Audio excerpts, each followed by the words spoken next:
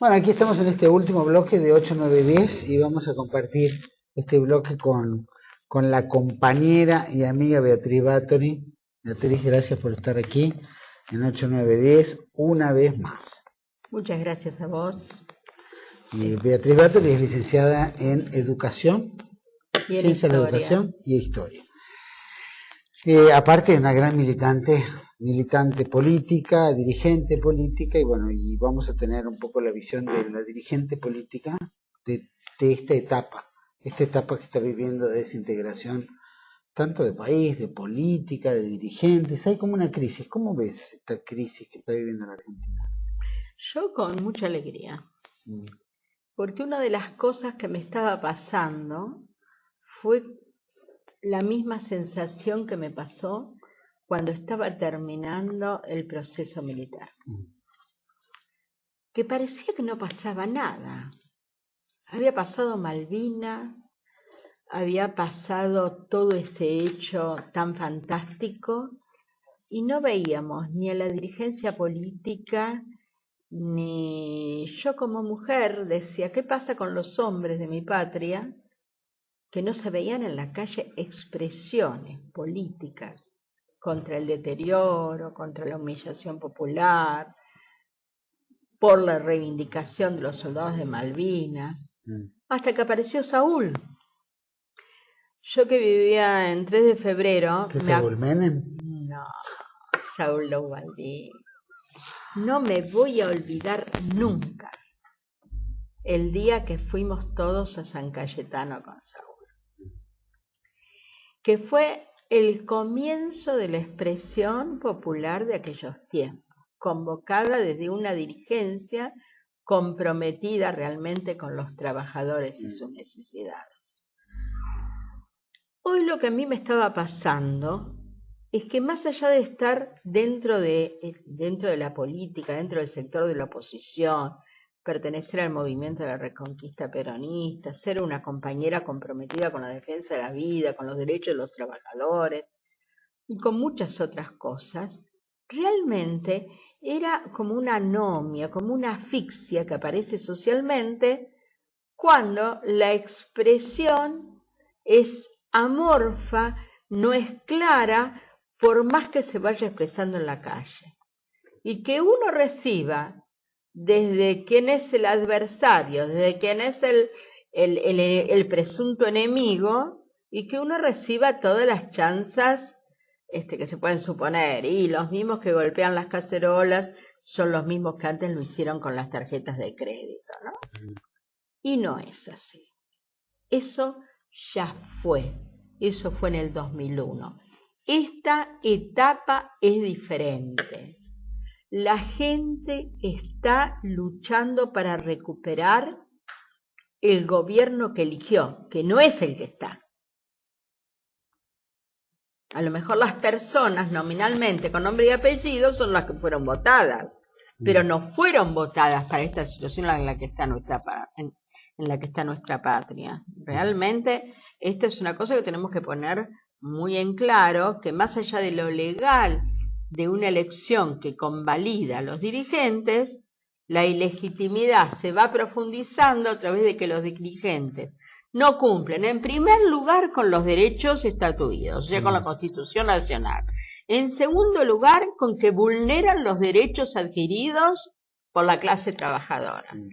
Y en tercer lugar, porque cada vez esos derechos se vulneran más desde la corrupción, desde la mentira, desde la estafa moral, desde todas estas cosas. Y cuando ya no pueden más, si no les alcanza y sienten que tienen algo que hacer, provocan reformas en las que nadie está de acuerdo. Y esas reformas tal vez sean cortinas de humo también, ¿no? Porque hacen que toda la atención vaya sobre un punto cuando en realidad tenemos el conflicto económico, la inflación, la gente Mira que no vos, llega a los viste, planes. Juan Manuel, que yo tengo una obsesión que no puedo, digo yo, resolver, porque no soy una profesional que tenga que ver con las ciencias económicas y menos con las ciencias jurídicas. Fíjate este tema, el tema de la famosa ley de emergencia económica, que acompañó toda la década del kirchnerismo, que en realidad no es una ley de emergencia económica, es una ley de supremo poder, que maneja, que crea las partidas, que permite que esta partida que tiene que estar acá, sea puesta acá, que hace, que transforma los dineros del Estado en papeles con justificación jurídica para hacer con ellos lo que quiere. Nadie se mete con eso. Y yo creo que ese es el túnel, es el agujero negro por donde se disparan millones y millones de divisas. Yo no recuerdo muy bien las cifras, pero el otro día estábamos hablando de que están faltando, creo que 3.400.000 dólares en las reservas del Banco Nación. En este primer cuatrimestre del año descendieron las reservas en esos términos. Entonces yo creo que hay tantas cosas que se escapan. Estás hablando del Banco Central. Del Banco Central. Son más de 4.000 millones, que está por debajo de los 40.000, ¿no? Por eso, no en este primer cuatrimestre, nada más que en este primer cuatrimestre. Estoy hablando así de eso. Entonces yo creo que hay tantas cosas, que son tantas las cosas, que aunque dicen los científicos que nuestros ojos pueden ver 180 grados, no alcanzamos ni siquiera los 90 con todo este conjunto de cosas. Y más como está la sociedad, yo creo que es en el mundo entero, en realidad no es una crisis de la política no es una persona, la política la realizan los hombres y las mujeres. Creo que es una profunda crisis del ser humano lo que impregna todo esto, ¿no?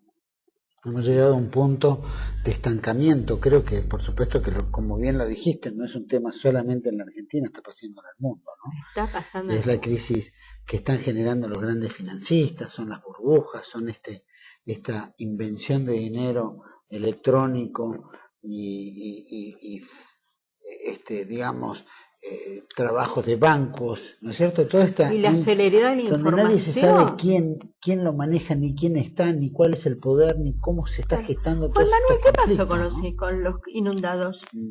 Nada, ya es un tema que ya nadie más lo habla. Nadie más lo habla. ¿Qué pasó con todo eso? ¿No? ¿Quién pagó el pato? Ni siquiera renunció el intendente de La Plata, Bruera, que estaba en Brasil.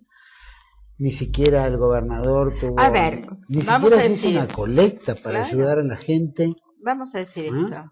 Colecta de dinero, mira vos, pese a que todos cuestionan, los que quisieron hacer bien las cosas trasladaron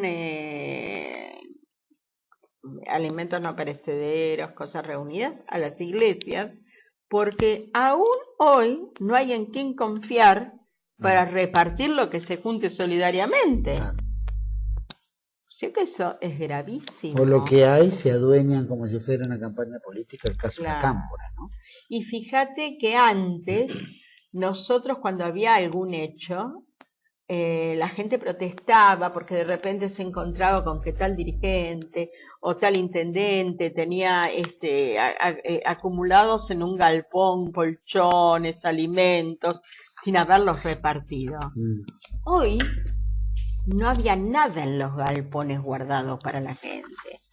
El Estado salió a comprar. No hay previsibilidad absolutamente de nada. De nada. Está bien, es un hecho climático, atmosférico, insospechado.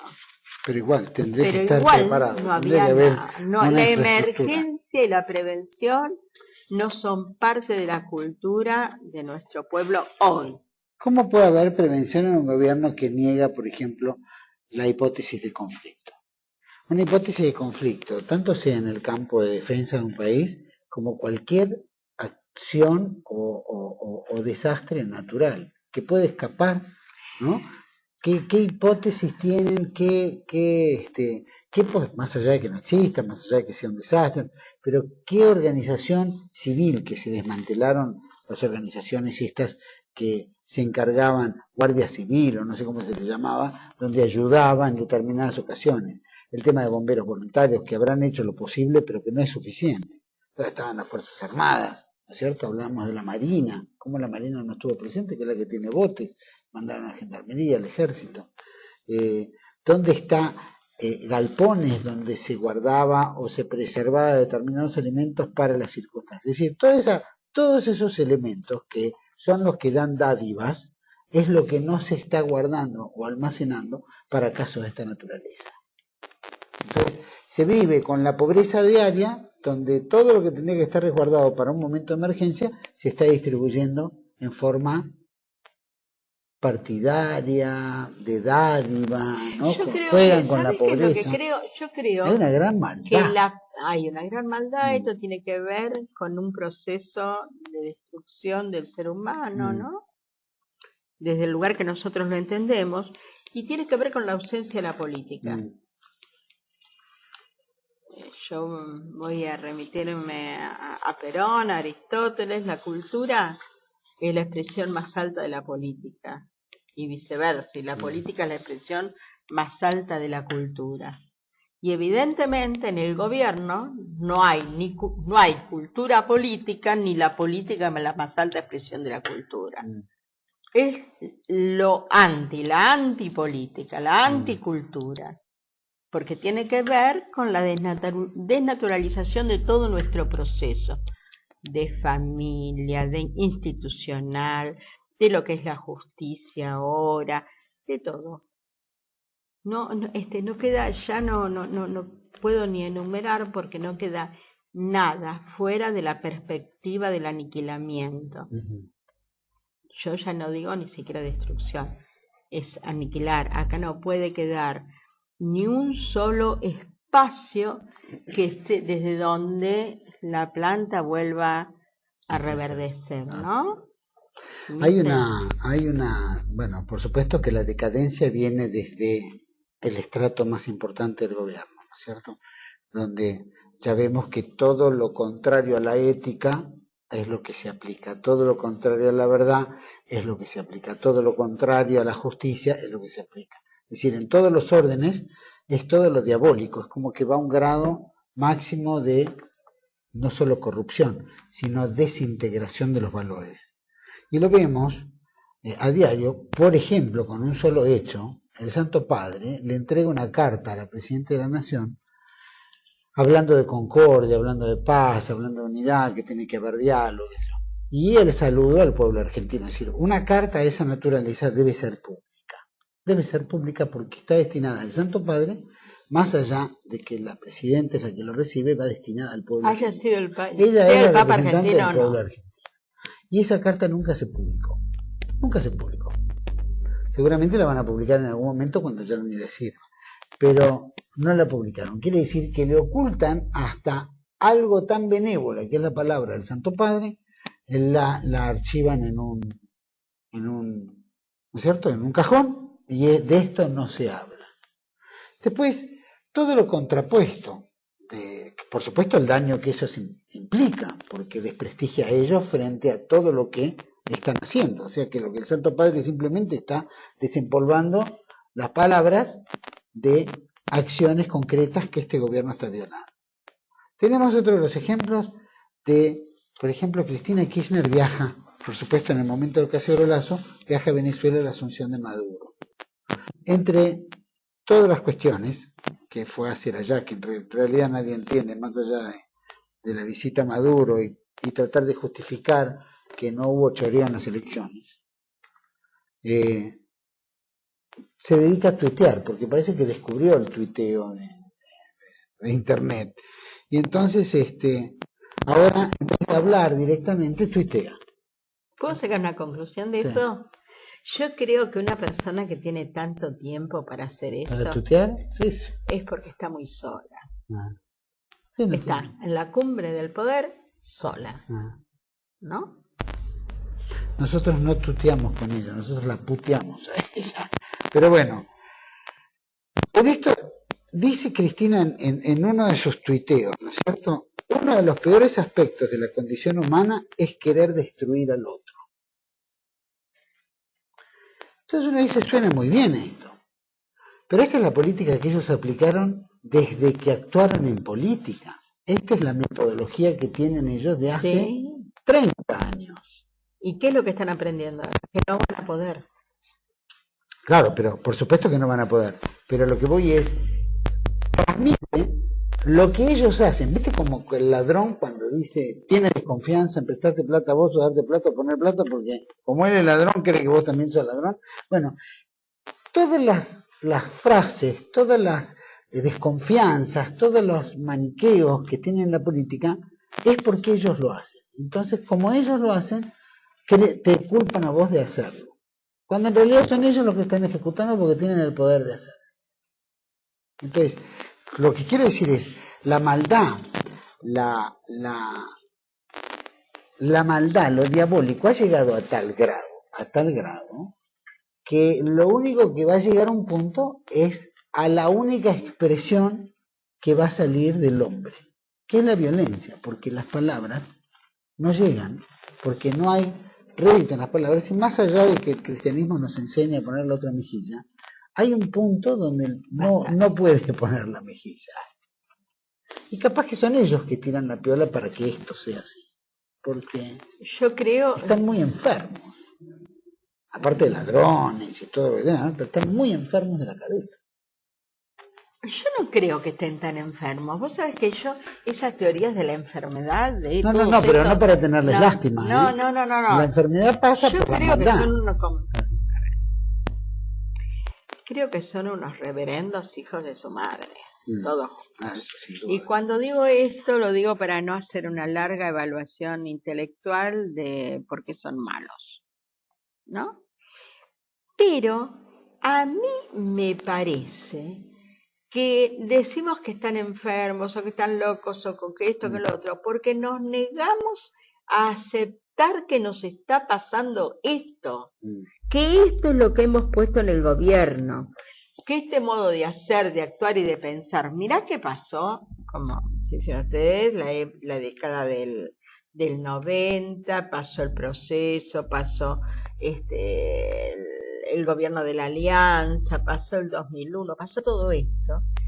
Todo eso, al lado de esto, que ha sido elegido por el pueblo argentino, y yo no creo que haya sido con el 54%, es nada al lado de lo que estamos viviendo. Es nada. Y a veces me preocupa la falta de prevención, como dije hoy, la falta de prevención social. ¿Viste el otro día que fue muy importante la movilización en todos los lugares de la patria? Increíble. Nosotros estábamos en la movilización que arrancó de Santa Fe y Callao, donde yo me sentía muy contenta, porque más allá que algunos de los dirigentes que estaban allí no me caen demasiado simpáticos, me alegró que tomaran posición del lado de la gente y que se sumaran a la movilización y que estuvieran al frente de una columna y que estuvieran unidos, peronistas y no peronistas, en función de los derechos que la gente reclamaba en esa movilización. Y no faltó, antes de llegar a Santa Fe y Suipacha, no faltó el mal momento de violentos que se abalanzaron sobre Venegas. Secretario General de Guatre, ¿no? Secretario General de Guatre. Quiero destacar la presencia del Momo, porque era el único dirigente sindical que estuvo marchando con la movilización con la gente. El único dirigente de la CGT. Si había otro al frente, no se atrevió a ponerse. Esto es digno No figuró. Sí. Esto es digno de ser dicho. Con otros diputados y con los demás, y todos estaban centralizados en esa figura, y vino un grupo de violentos a atacarlo, a agredirlo. Después él volvió a quedar solo frente a la movilización, y yo ahí me agarré una especie de angustia, porque también me di cuenta que nosotros hemos perdido la perspectiva de quiénes son los que tenemos enfrente a veces. Y ya hay que empezar a cuidarse, hay que mirar a quién uno tiene al lado, hay que empezar a ordenarse de otro modo. No se pueden hacer las cosas, hay que hacer las cosas con los que saben, ¿no? tanto el cuidado de las personas como el cuidado de los compañeros, como la prevención. Esto no es nuevo, por lo menos para los que tenemos algunos años, esto no es nuevo. Si bien la providencia siempre nos protege, esto no Los es peligros nuevo. hoy pueden ser mucho más graves. Pueden ser mucho más graves. Uno no sabe de dónde viene. Claro, primero, porque no saben de dónde vienen, y segundo, porque estos son muy arteros. Saben ponerse en situación de víctimas rápidamente. Y no me gusta esa cosa de no querer ver. Hay cosas que no se quieren ver. Y no me gusta tampoco, a ver, los que no tienen ganas de pelearla, que se queden en la casa, porque en realidad estorban. ¿Sabes que el ministro de Infraestructura de la Nación, decía que los que han asistido al cacerolazo son los que viajan a Miami?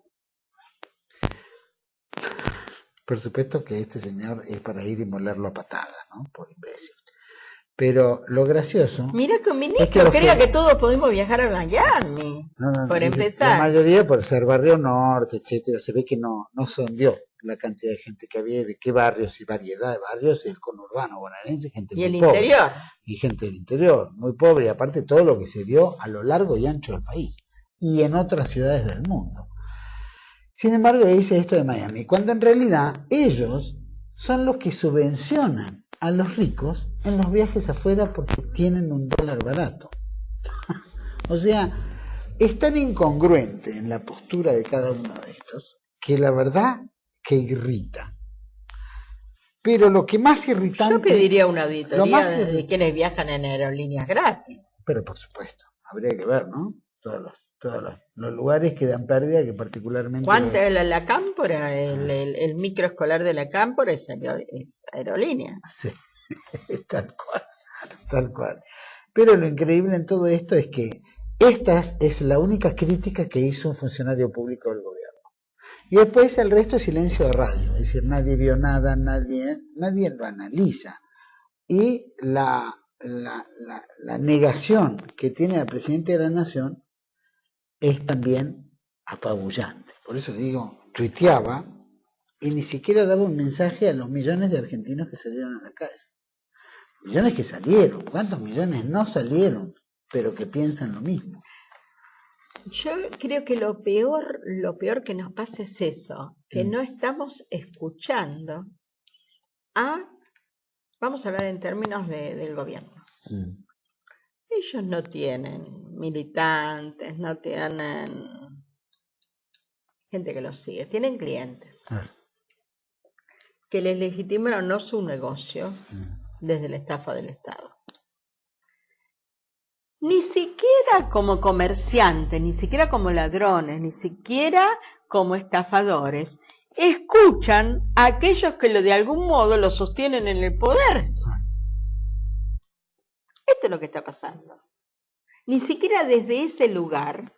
Y el que no escucha, el que no ve, el que no pone sus sentidos en la realización de la empresa que lleva adelante, va al fracaso. Sé que este es un momento muy difícil, sé que este es un momento muy confuso, pero a mí me alegra vislumbrar el fracaso, no del gobierno de la patria, del gobierno de la antipatria, que son estos que están acá. Yo creo que Adrián Salvucci habló de esto, y yo estoy de acuerdo, yo deseo que Cristina renuncie. Y deseo que Vudú también renuncie.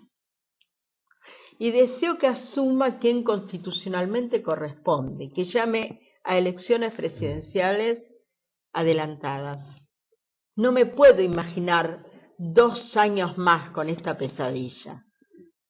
No me lo puedo imaginar porque no es la pesadilla del dólar, la pesadilla de la inflación, la pesadilla... Eso sí, son parte de la pesadilla. Pero acá hay niños que mueren, hay mujeres que mueren, hay hombres, hay viejitos, hay aumento de la desnutrición, hay aumento de la inseguridad, hay aumento de la desprotección, hay aumento de la drogadicción, hay aumento desde todas las clases de crímenes que el Estado tampoco mira. El otro día yo escuché a un licenciado hablar del tema del Paco, del tema de la pobreza, de una serie de cosas muy interesantes donde decía, ponía remedios realmente interesantes, remedios a aquellas cosas que son como las emergentes, ¿no? Pero en realidad nosotros tenemos un Estado que trabaja con el negocio de la pobreza. Y tenemos un Estado que es socio del narcotráfico. Entonces, ¿para qué los queremos ahí? Es promotor del delito. Y es promotor del delito. Y es promotor de una cultura que tiene que ver con la cultura de la muerte, con la cultura...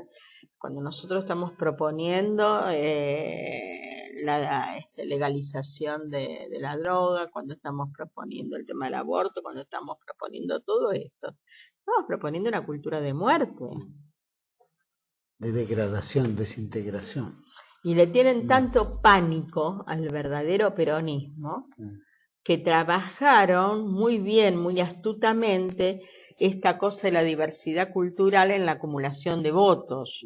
Por un lado el tema de los gays, por el lado el tema de los adictos, por otro lado el indigenismo. O sea que es el voto de darle no derechos genuinos a todos por igual, no la igualdad de derechos y la igualdad de oportunidades, sino darles a estos el paquetito de derechos que quieren, a estos otros esto otro, a estos otros esto otro. Pero la salud, la educación y el trabajo en términos de igualdad de oportunidades, en términos de derecho, no se da en la forma que corresponde. Tampoco tenemos una camada política que también salga a la palestra, digamos, al combate o al enfrentamiento, ¿no? Yo creo que tanto hay una crisis también de este lado, ¿no? Vos sabés que yo sí comparto lo que decís, pero hasta ahí. Yo también coincido con algo que se dijo antes, que los medios de comunicación van hacia la gente. Es más, algunos compañeros que son dirigentes se vanaglorian porque tienen 3 o 4 nombres que son personas que ya tuvieron, ¿no? Y que yo no dudo de su honestidad. Lo que dudo es su capacidad política, porque esto no solamente lo hicieron los que están. Los procesos en la historia llevan años y ahí como cuando íbamos a la escuela, los antecedentes y las consecuencias de todos estos procesos. Y nosotros como parte todavía no podemos objetivar, no podemos tomar distancia y ver en plenitud el desastre que estamos viviendo. El desastre que estamos viviendo. Nosotros hemos en algún momento buscado los desaparecidos, los compañeros, los proscriptos, desde otro lugar de la política. Hoy lo tenemos que buscar en el medio de la miseria, de la basura, del hambre, de la corrupción. Hay toda una franja que creo que es un 3%, que yo siempre digo, si yo fuera presidente no sabría qué hacer. ¿Qué hacemos? Los ponemos en una granja, los ponemos en un hospital, donde ya están, por la desnutrición y por la droga, tan estropeados que ya no pueden ser recuperados en toda su condición de ser humano. Y esto lo estamos haciendo. No, yo no. Ellos lo están haciendo. Pero que va abarcando una masa muy grande de jóvenes. Claro. Que van a ser muy gracias difíciles. a Dios, yo no soy, ni vos tampoco, Juanma, no somos de esos que generalizamos. Porque hay un montón de gente que está en eso, sin proyectos, sin futuro, de jóvenes, pero hay muchos otros, acá tenemos 2, que trabajan, que estudian, y que pueden ser ejemplos y que pueden construir familias dando ejemplo. Eso también están. pero no veo que este gobierno tenga intención de hacerlo. Bueno, vamos a ir cerrando. Te agradezco, Beatriz, muchísimo. Bueno, por lo menos este intercambio de visiones sobre este tema, y que vale mucho la pena. A ver. Estoy muy feliz que hoy sigan los gestos, porque podría haber la oposición terminado en el gesto de hacer presencia en la marcha. Sí. Hoy, frente al Congreso Nacional, en este horario, se está instalando una carpa para defensa de la justicia.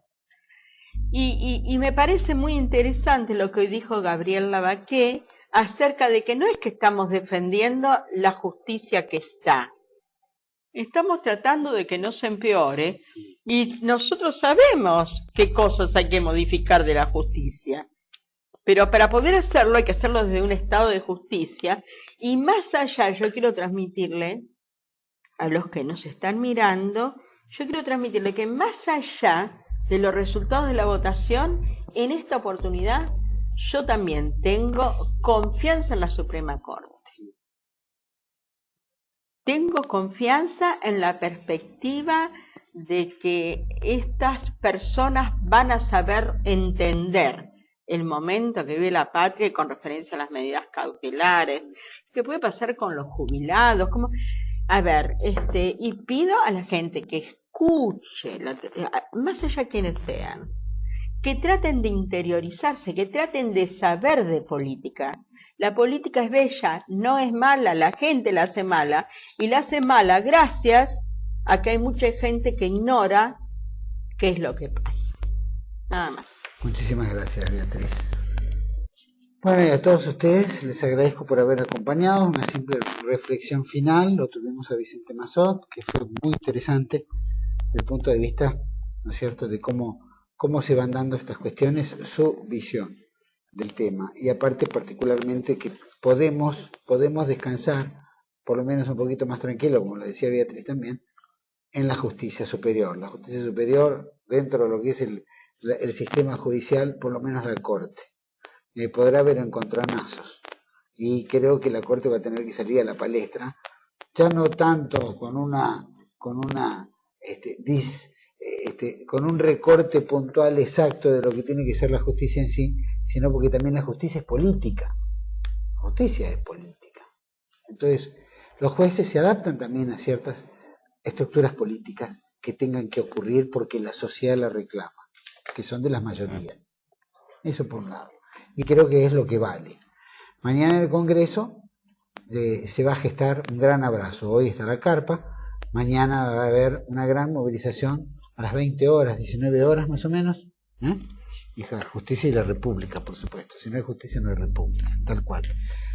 Así que mañana en el Congreso se invita a todos, porque hay que defender, por lo menos lo que queda, que no cambien. Que por lo menos que los miembros del Poder Judicial se sientan respaldados, y respaldados con la verdad, que le den ese sustento que la República le da a través de su poder, y que es la sociedad la que le otorga también, y la que cree es que ellos tengan el poder para poder defender esa institución que es defender a todos los ciudadanos argentinos, o defender a todo el pueblo, y que eso es lo que nosotros queremos contra cualquier avasallamiento que exista en el campo, tanto sea jurídico como legislativo como ejecutivo, tener un lugar, un amparo. Tuvimos también de visita de Ricardo Sáenz de Inés Trillas Pérez, de la Falange Española. La verdad que fue un placer escucharlo. Por lo menos se habla mucho de derecha, de fascismo, de nazismo. En la Falange yo creo que es otra historia, y ha demostrado que era otra historia. Viene del sindicalismo, se produce en el sindicalismo, y es amparado también por los grandes empresarios, los grandes intelectuales de España, que fue lo que evitó que los movimientos de izquierda tomaran posesión en España. Lo mismo se dio en Italia con el fascismo italiano, con Mussolini, y también Hitler estaba como una especie de coraza para evitar el avance del comunismo en Europa. Como se dice, tanto el liberalismo como el marxismo vienen de un mismo vientre, y esos dos ideas contrapuestas nunca van a permitir que exista una tercera posición, que era en ese momento por lo menos el nacionalsocialismo, que defendía los intereses de Alemania, como el fascismo en Italia, como el falangismo en Alemania. A pesar de que el encuentro de Yalta selló de que no podía haber ningún otro que pudiera osar desafiar esas dos líneas que se establecieron firmemente en el mundo, aparece en Sudamérica un personaje insólito, Juan Domingo Perón, y crea la tercera posición, que seguramente es un desprendimiento de cada una de estas cuestiones, también de la izquierda, cada una de estas cuestiones, pero en cada una de estas cuestiones la adapta a nuestra idiosincrasia, a nuestra forma, a nuestro estilo de vida, a nuestra cultura, argentiniza, nacionaliza.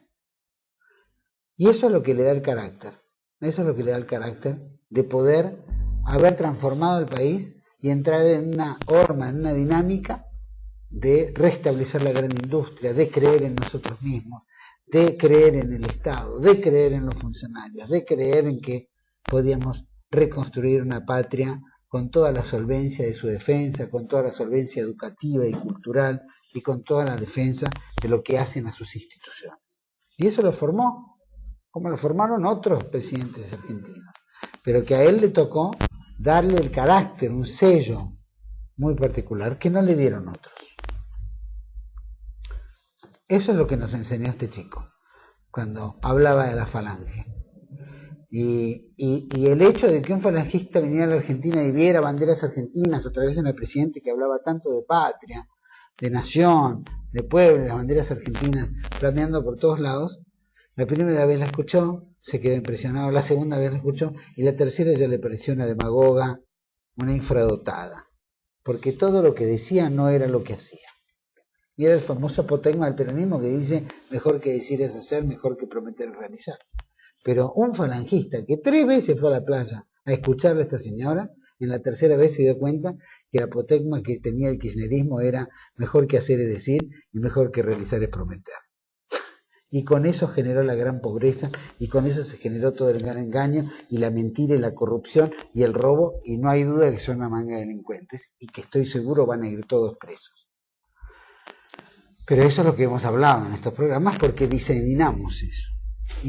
¿Pero por qué? Porque queremos otra república. Queremos la república de verdad. Si podemos fundar una segunda república, mejor todavía, porque nos vamos a deshacer de toda la podredumbre, de toda la inmundicia que se fue creando del 49 hasta ahora. Y seguramente, volviendo a la del 49, es volver a hilar una constitución con los valores y con las cuestiones reales que sea de la mayoría, no de las minorías. Y que se entienda como un país unificado, con un país de futuro, con un país republicano. Y eso es lo que queremos todos los argentinos. Todavía la gente no entiende qué es exactamente lo que quiere. Habla de detalles, seguridad, qué sé yo, el dólar, la salud, ¿no? Todas esas cuestiones que ya entendemos que son la esencia de la convivencia diaria. Pero nosotros tenemos que pensar más allá del hoy, más allá de este mañana inmediato. Tenemos que pensar en un país, en una república. Y tenemos que estar orgullosos de esa república. Y el orgullo pasa por construirla. Y ahí está en el esfuerzo, y la dedicación, y el amor que le pongamos, y el Dios, y el Espíritu, y todo lo que nos va a dar la fortaleza para seguir adelante. Ya lo dice Francisco, con unión, con concordia, con pensamiento hacia adelante y pensando en Dios, porque somos católicos. Y le guste o no le guste a quien no le guste. Eso es así en nuestra idiosincrasia y en nuestra forma, y nuestros valores. Yo les agradezco que nos estén acompañando. Los espero el próximo 8, 9, 10 aquí en Más TLB1, toda la verdad primero para usted. Buenas noches.